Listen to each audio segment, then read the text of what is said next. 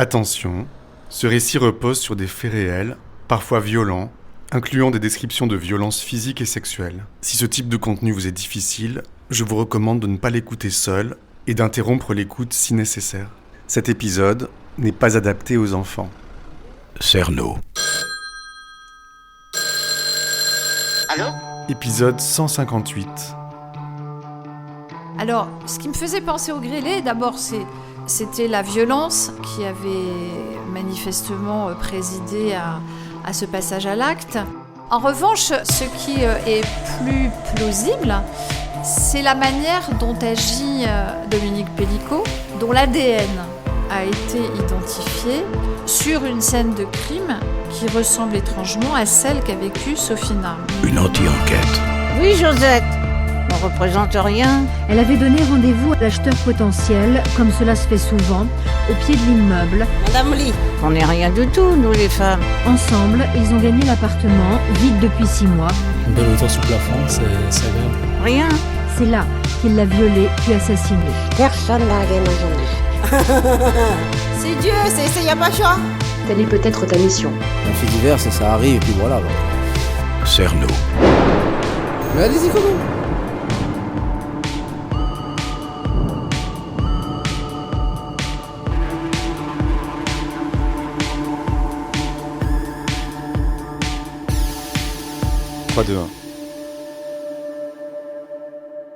Donc, on a une affaire irrésolue au tribunal de Meaux. Ça se passe dans ce département 77. En 99, le 12 mai, une jeune femme, toute jeune femme, 20 ans, qui travaille dans l'immobilier, qui est également, comme l'était Sophie, elle en est à son premier boulot dans l'immobilier, elle fait visiter des appartements, elle travaille en agence. Elle est contactée par un type qui rentre dans l'agence un beau matin et qui sert le même bobard, qui dit « Voilà, j'ai vendu mon appartement, je dois en acheter un autre, avez-vous quelque chose à visiter ? Mais je suis pressée. » Ok. C'est exactement le même scénario, voilà. Sauf qu'il n'a pas pris rendez-vous avant et qu'il est rentré dans l'agence directement. D'accord. Cette agence qui est sur la rue, donc on voit qui y a dedans. On ne pousse pas la porte et on ne découvre pas qui y a dedans. On est dans la rue et on voit dans la vitrine qui travaille, qui est seul, qui n'est pas seul. Donc c'est déjà une indication. Et là aussi, tout se fait très vite sous la pression. Et comme ça s'est passé pour Sophie, l'individu qui veut visiter va remplir un bon et va donner un faux nom, une fausse adresse. Et donc, tout est bidon. Comme il la presse et qu'il porte bien, il est propre, bien habillé, il est plutôt aimable. Il n'est pas inquiétant. Il n'est pas inquiétant, donc elle ne se méfie pas. Elle dit « Écoutez, j'ai justement un appartement, c'est pas très loin d'ici, si vous voulez, on peut y aller. » Ok. Il va demander à aller avec sa voiture à elle. Il dit qu'il a garé sa voiture un petit peu loin. Alors, si vous pouvez m'emmener avec votre voiture, mademoiselle, ce serait parfait. Et les voilà partis tous les deux.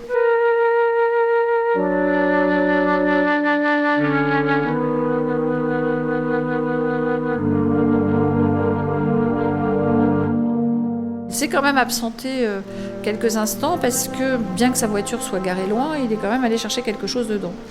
Le quelque chose, c'est de la cordelette et puis c'est une fiole.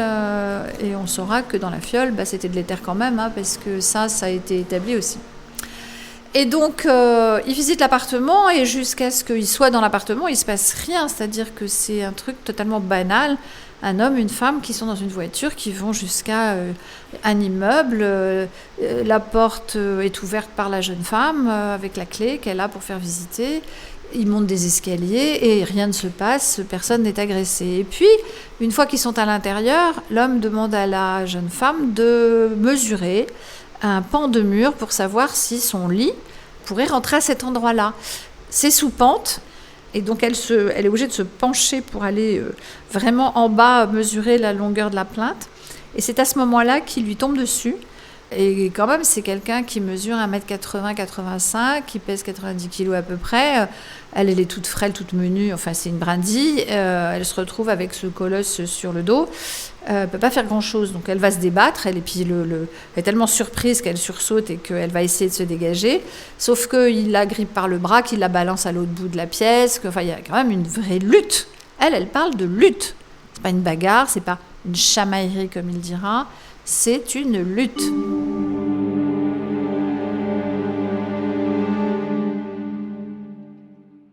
Et donc, à partir de là, le scénario, il est à peu près le même. Alors, est-ce que c'est un autre qui agit de la même manière ? Ou est-ce que c'est celui qu'on identifiera comme étant Pellico par son ADN sur cette scène de crime qui commet la scène de Sophie ? On ne sait pas. Parce que là, dans ce cas-là, la victime s'est défendue, elle a réussi à s'enfuir. Et on a retrouvé du sang, c'est ça, de l'agresseur. Oui, alors, justement, sur l'agression de Marion, il va réussir à la contenir, à la ceinturer, il va l'attacher, parce que comme elle se débat, il finit par l'attacher, il la met sur le ventre, enfin, on a exactement les mêmes... Ça, bien sûr, on peut le dire qu'à posteriori, quand on a les dossiers. Mais on voit bien que la scène, le début de la scène, est exactement un copier-coller de ce qui s'est passé avec Sophie Narme en 91, 8 ans plus tôt. Et la chance que va avoir Marion, c'est que elle a arrêté de respirer quand elle a eu le tampon d'éther sur le nez et la bouche. Elle s'est sentie partir, donc elle a quand même été bien estourbie, mais elle n'a pas inhalé davantage, donc ça l'a un peu anesthésiée. Elle a senti que tout était un peu comme dans du coton, un peu loin, un peu étouffé, tout était au ralenti. Ça, c'est l'effet de l'éther, typiquement, et de tous les anesthésiants. Mais elle n'a pas insisté dans sa respiration et au contraire, elle a eu ce réflexe de la bloquer, sa respiration. Elle s'est bien défendue. Et elle s'est bien défendue. À un moment donné, il pensait qu'elle était endormie. L'agresseur pensait qu'elle était endormie. En réalité, elle reprenait ses esprits, mais elle ne bougeait pas pour ne pas l'alerter. Les mains dans le dos, elle a quand même réussi, parce que les liens n'étaient pas trop serrés, à se défaire un poignet. Et à un moment donné, elle a joué le tout pour le tout parce qu'elle se voyait mourir, hein, ça c'est clair. Elle s'est redressée, elle lui a donné un coup de tête, elle lui a donné des coups comme elle a pu. Évidemment, lui aussi, il l'a frappée, bien sûr, mais il l'avait déjà frappée avant, remarquez. Donc voilà. Elle a fait ce qu'elle a pu comme elle a pu à cet instant-là. Et à un moment donné, comme il avait enlevé son pantalon et qu'elle l'avait vu, lui, pendant qu'il pensait qu'elle dormait, elle l'avait vu enlever son pantalon, elle l'avait vu le plier de façon très méticuleuse, le poser à côté d'elle et la regarder et lui soulever son t-shirt et lui baisser sa culotte. Et c'est quand il baisse la culotte que là, elle a eu ce réflexe en se disant « j'ai un peu repris mes esprits, j'ai un poignet de libérer ». Elle le voit pencher sur elle, elle lui attrape les parties génitales et elle serre tant qu'elle peut. Et là, évidemment, il manque de s'étouffer. Il se met à crier et elle a ce moment de répit qui lui permet de s'échapper et de s'enfermer dans un dressing qui est juste derrière elle. Et là, pour le coup, elle ne va plus en ressortir, elle n'en sortira que 4 heures plus tard. C'est ça qui lui a sauvé la vie, en fait, le fait d'arrêter de respirer, donc de ne pas être endormie. Et d'ailleurs, il dira plus tard, je croyais que le produit était plus efficace que ça.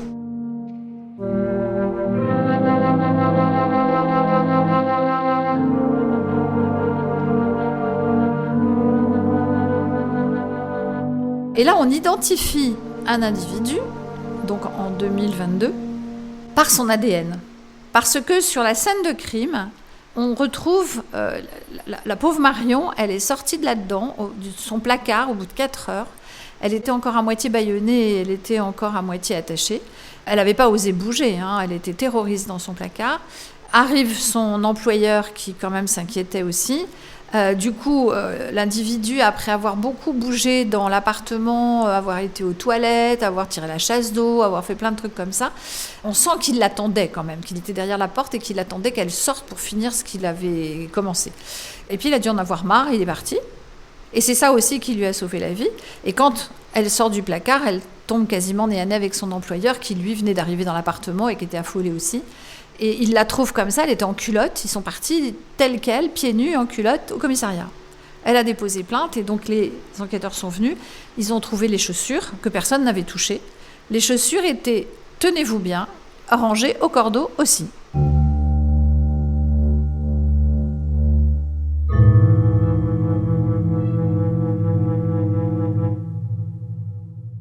Alors, ça peut être le plus grand des hasards, bien sûr. Mais je ne sais pas pourquoi. Moi, quand je vois les photos de la scène de crime, eh ben, qu'est-ce que vous voulez que je fasse d'autre que de rapprocher cette image qui me prend à la gorge de l'image qui m'a pris à la gorge sur la scène de crime de Sophie Narme.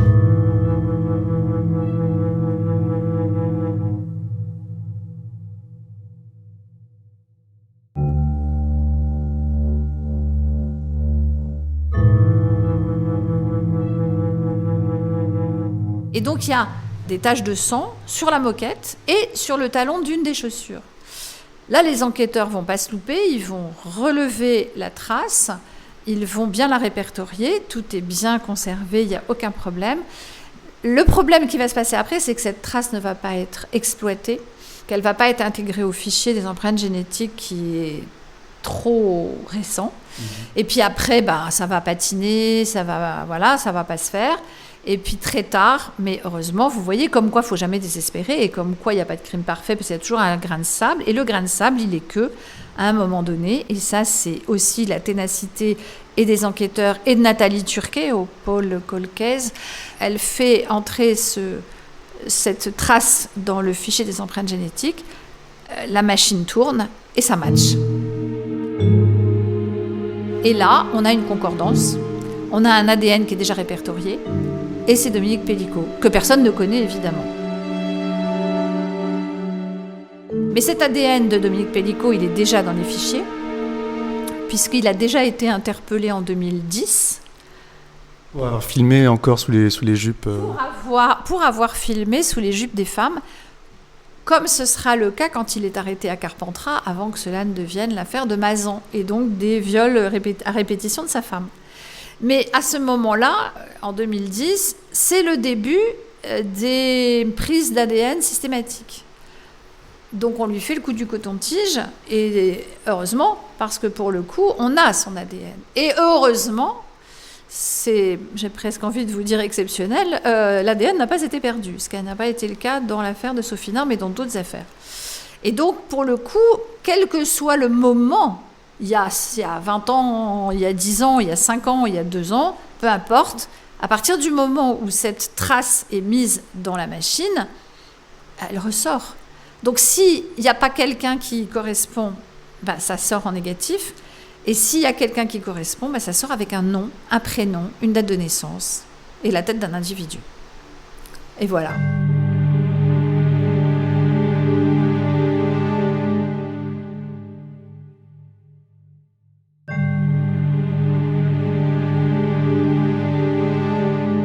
Alors vous disiez que dans le cas de Sophie Narme, donc il y a des échantillons qui ont été prélevés et des objets placés sous scellés, et vous dites que ça a été perdu. Dans le cas de Sophie Narme, elle est donc violée le matin du 4 décembre. Son corps est retrouvé le 4 décembre à 21h30. Il est immédiatement pris en charge par la brigade criminelle et transporté à l'Institut médico-légal de Paris. Et donc là, le corps est autopsié dans la nuit. Donc vous voyez, c'est quand même tout de suite après. C'est pas 10 jours plus tard, c'est juste dans la foulée du crime. Le corps est autopsié vers les 1h, 1h30 du matin, donc dans la nuit du 4 au 5 décembre 91. Sur les prélèvements, le médecin légiste relève des spermatozoïdes vivants. À une autopsie, il y a évidemment toujours un médecin légiste et puis il y a aussi les enquêteurs qui assistent comme témoins. Ils sont témoins de l'autopsie et des opérations. Et le médecin légiste les interpelle en leur disant « Mais regardez, il y a des spermatozoïdes vivants. » Elle place une partie des prélèvements sur des petites lamelles, elle les place sous un microscope et les OPJ, officiers de police judiciaire, peuvent visionner et se rendre compte et confirment la présence de spermatozoïdes vivants avec les flagelles qui bougent. Évidemment, de ça, on déduit que le crime a moins de 72 heures, puisqu'un spermatozoïde est mort au bout de 72 heures. Mmh. Et en fonction de leur vivacité, on sait que c'est plus ou moins proche de 72, 48, 24, 2 heures. Enfin voilà, ils sont capables de déterminer ça. Mmh. Et donc là, ils sont complètement vivaces et vivants, et donc il n'y a aucun problème, ça vient de se faire, et c'est donc le dernier rapport qu'elle a eu au moment du viol. Et donc on a l'identité, en tout cas l'identité par sa trace ADN, du violeur. Ce prélèvement est fait, il est répertorié, et il va être envoyé 10 jours plus tard au laboratoire d'analyse scientifique pour analyse. Donc c'est plus le médecin légiste qui fait l'analyse, bien sûr, c'est un biologiste spécialisé qui va nous examiner tout ça. Il y en a un qui prélève et l'autre qui analyse les prélèvements. Et celle qui analyse les prélèvements commence par noter qu'il y a une petite anomalie parce qu'elle reçoit des scellés, des lots, qui ne portent pas les mêmes numéros que ceux qui lui sont annoncés. Elle les examine malgré tout. Ça ne correspond pas, ça je le verrai bien plus tard et je le notifierai. Et surtout, elle ne trouve pas d'ADN.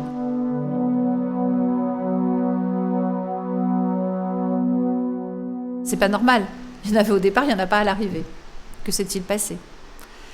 Et comme elle avait aussi noté que ce n'étaient pas les mêmes numéros de scellés qui lui avaient été envoyés, bon, elle a fait son travail, elle a renvoyé le tout. Et en revanche, on n'a jamais pu savoir ce qui s'était passé. Est-ce que ça s'est perdu à l'IML ? Est-ce qu'on a fait une inversion ? Moi, je pense que c'est ça, en fait. On a pris le mauvais casier, on a pris les mauvais prélèvements, et puis on les a envoyés, et les prélèvements qui ont été analysés ne correspondaient pas aux prélèvements de Sophie. Donc on ne trouve pas ce qu'on veut, on ne trouve pas ce qu'on cherche, c'est normal. Et les prélèvements de Sophie, on ne les a jamais retrouvés. Alors je ne sais pas si on s'est beaucoup cassé la tête pour les chercher. Moi, quand je reprends le dossier, on est 13 ans plus tard. On est à 13 ans du meurtre. Je reprends le dossier et je vois tout de suite qu'il y a quelque chose qui ne va pas dans ces prélèvements. J'ai toujours pour habitude de prendre les éléments fondateurs et l'autopsie est un élément fondateur dans un dossier criminel. Et sur cette autopsie, je vois bien qu'il y a des numéros, je vois bien qu'il y a des sacs qui portent un numéro X, Y, Z. Voilà, je fais le comparatif avec ce que reçoit le médecin qui doit les analyser. Et là, je vois bien que c'est pas, il ne faut pas sortir de Saint-Cyr, ni être fort en calcul. Je vois bien qu'il y a quelque chose qui cloche et que ce n'est pas les mêmes numéros. Donc, je dis, forcément, on n'a pas trouvé d'ADN parce qu'on n'a pas examiné les bons scellés. Alors, où sont les scellés de Sophie ? Je les ai réclamés, j'ai demandé qu'on demande des explications aux gens qui avaient participé aux opérations, et ça m'a été refusé par la justice.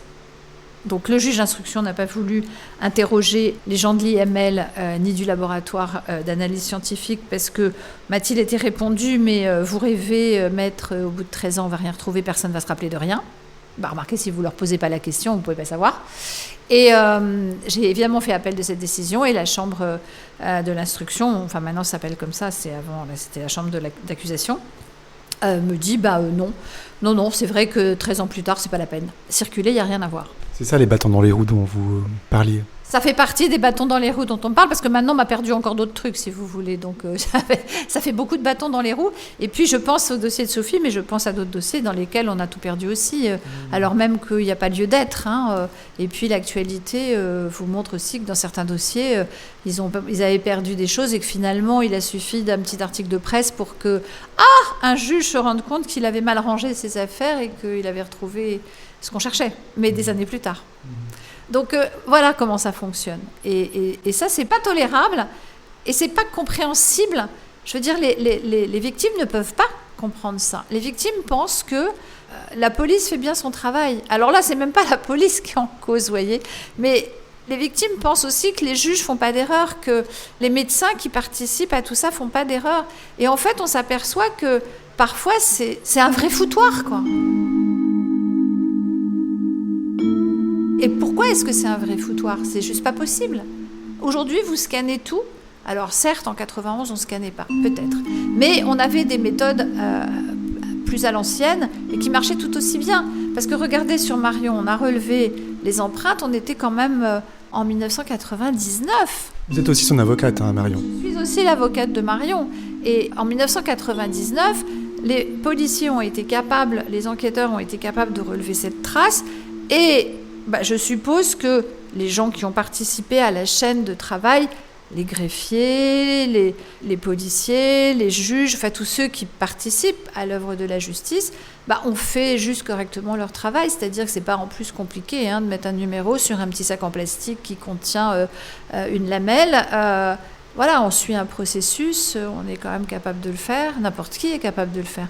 Il ne s'agit pas d'être très, très diplômé pour ça, ni pas diplômé du tout. C'est tellement le bon sens que pas compliqué de ranger. Et non, c'est... Voilà. Et même maintenant, je veux dire, il y a pas si longtemps, on nous a, dans l'affaire de Sophie, encore perdu un scellé. Un scellé qui contient les vêtements de Sophie, les escarpins de Sophie. Enfin, c'est juste des choses à pas perdre. Donc il n'y a rien. Alors on perd. On perd. Ah bah alors après, il est arrivé aussi que certains scellés, là même pour Sophie, réapparaissent par l'opération du Saint-Esprit. Oui, oui. Ah d'accord. Ouais. Mais bon, on n'a quand même toujours pas retrouvé l'ADN, et pourtant il doit être quelque part. Il suffirait simplement que peut-être on ait la volonté de chercher.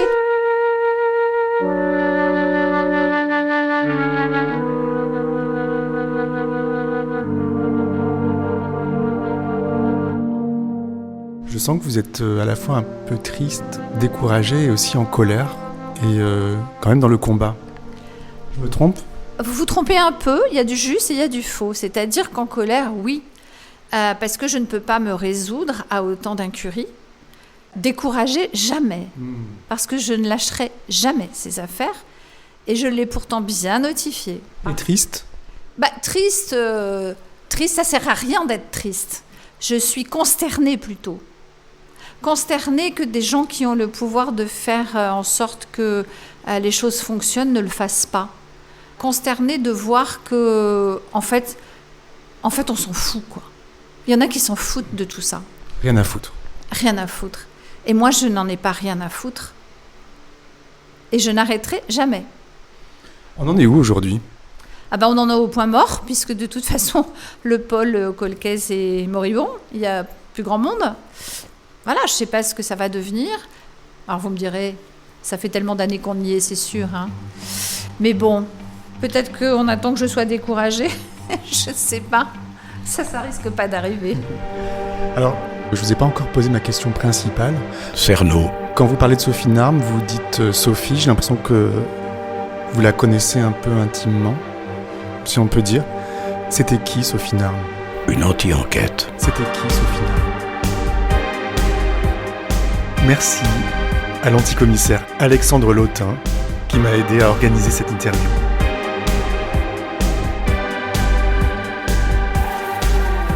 À suivre.